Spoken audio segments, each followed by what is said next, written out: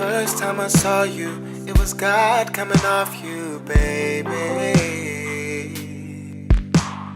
I know what you believe a man's supposed to be, baby.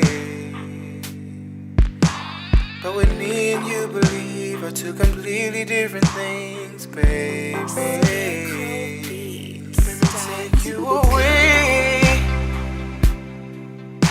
from the right man. Don't let me take you away from the man who's truly yours. He's a different man than me. He won't break your heart. By the time you understand me, you'll be in his arms. Don't let me take you away. Yeah, this is Sarah. I met Sarah like 10 and 15 years ago. My brother had called me on the phone one day and said, hey, man, there's some girls over here. We're going to the movie, man. It's like 3 girls and 2 guys. There's one more girl over here. Why don't you come to the movie? Keep her company. I said, what's her name? Her name is Sarah. I said, what she look like? He said, she cute, man. Just come kick it with her. Keep her company. So I get over there, man, and Sarah is cute. So we go to the movie. She don't talk much at all. She just kind of quiet watch the movie, but everything I say to her is funny. She think I'm a funny guy.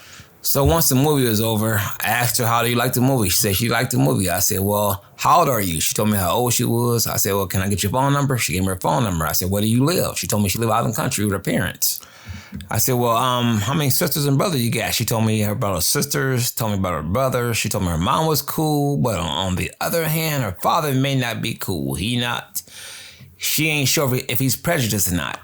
I said, well, did he tell you he prejudiced? She said, I'm not sure. We just never had any blacks at our house before. So let's fast forward this like 10 to 15 years in the future. Sarah's still hanging around. She's still cool as hell. She's still calling and checking on me. We still tight-ass buddies. And she just a cool-ass girl. So one day she come over, and I hadn't seen her in a while, and to me she looked like she pregnant. I said, damn, girl, you don't get pregnant? She's like, no, I'm built like my pops. My pops got a pot belly, I got a pot belly. I said, well, damn, you look skinny, but your stomach look like you're about 3 months pregnant. She's like, no, I'm good. I said, oh, okay. You sure? She said, yeah, I'm sure. So one day she called me on the phone. She's like, my stomach's starting to hurt. I said, yeah, because you look like you're pregnant. You need to go get that checked out. She's like, yeah, I got a doctor's appointment like on a couple weeks from now, or maybe on the 12th or something like that, she had said. I said, yeah, go check that out because your stomach just look kind of like you're pregnant, and it look kind of crazy to me.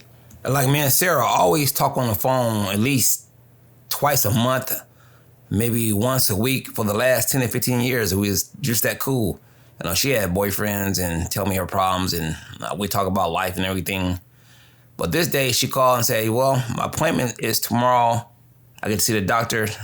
I'll be glad I get my life back. I'm tired of going through this. This little pain starting to get kind of tough. So Sarah went to the doctor, and she called me on the phone. I said, how did the doctor appointment go? She called me P. I said, P for Percy. I said, what's going on? She said, I'm dead.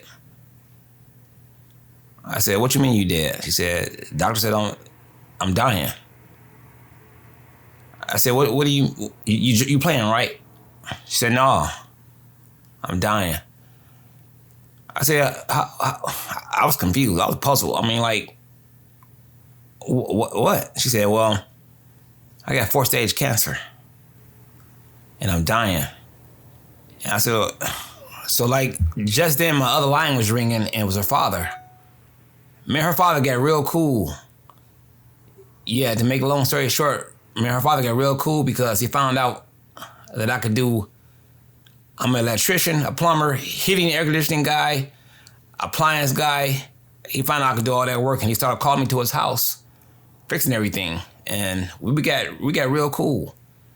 And he called me. He said, did Sarah tell you that? Did Sarah call you? I said, yeah, she on the other line right now. What's going on? He said, well, she's dying. I said, well, he said I had to corner the doctor and get it out of him that the cancer is at stage 4. It wrapped around her kidneys, and she almost probably only got a month to live. I said a month to live, and all this just happened seemed like it happened overnight. Yeah, said, but the cancer was growing like 4 months, and cancer was growing. It got to stage 4. She never had any problems. She never been sick and nothing. And when it finally started getting her problems, it was at stage 4. He said, man, the cancer is wrapping around her kidneys. And the doctor said maybe he can give her a little extra time if we put her on dialysis to keep the kidneys functioning. And maybe that buy her more time. But then, after going on dialysis, she got sicker. It didn't work. So it came down to she only had like a week to live. And they took her home, and hospice had got her a bed, and I went over there and I looked at her and I was talking to her, and she was just puzzled that it just came out of nowhere so fast. And this is why it's important to get your physicals, your blood work done, check your colonoscopy. It's really important because you could be healthy and feeling good and don't even get any pain until you get at stage 4, but then it's too late. Sarah was only like 33, 34, and I was older than her, and she used to always crack jokes and call me old man because I move slow or I was just getting stuff done. I was just older than her, and I told her one day, I said, and she brought this up to me on her deathbed, and she said, you remember you told me you was gonna live longer than me when we were joking that day? Because she always called me old man, and I always said, I bet I live longer than you. But I was joking. But she brought that up to me on her deathbed. And she looked at me and was crying. She said, you was right. But I didn't, it was just joking. I really didn't mean it. So I left Sarah's house. She was on her bed, her deathbed.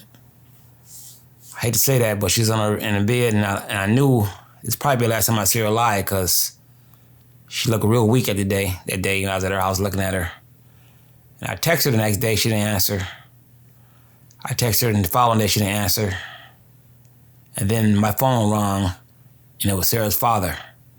Before I even answered the phone call, I already knew what it was. And he said, we just lost her. And he told me the funeral arrangements and everything.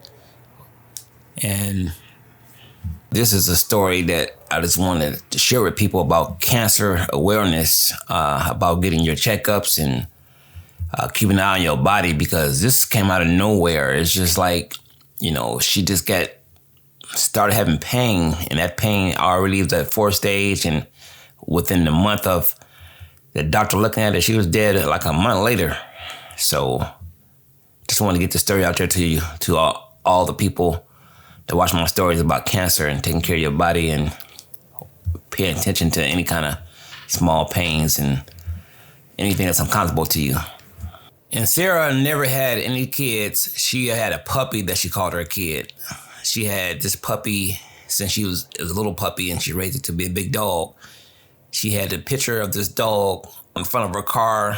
She always had T-shirts with the dog face on there, hats. She said that was her kid.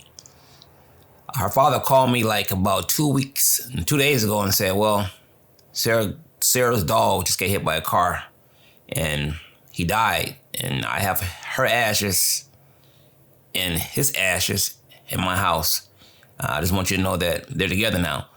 And thanks for watching the story. And I just want to share this cancer story to people to watch your bodies and pay attention to any pain. This is a picture I took at Sarah's funeral. It's her mom and dad looking down at her in a casket, and they were devastated. And we all couldn't believe that how fast this happened from the day she went to the doctor to get her pain looked at until a month later she's in the casket. Thanks for watching this story. And if you think you are a narrator, storyteller, hit me up. I'm looking to make more stories. Thank you. Beauty queen, you're at 19, you're trying to figure out what love really means. You're a preacher's daughter, falling for a rolling stone. I know what you believe, what a man's supposed to be, baby. What you and I believe are two completely different things, baby.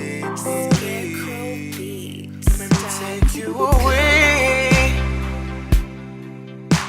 from the right man. Don't make me take you away from the man who's truly yours. He's a different man than me. He won't break your heart by the time you understand.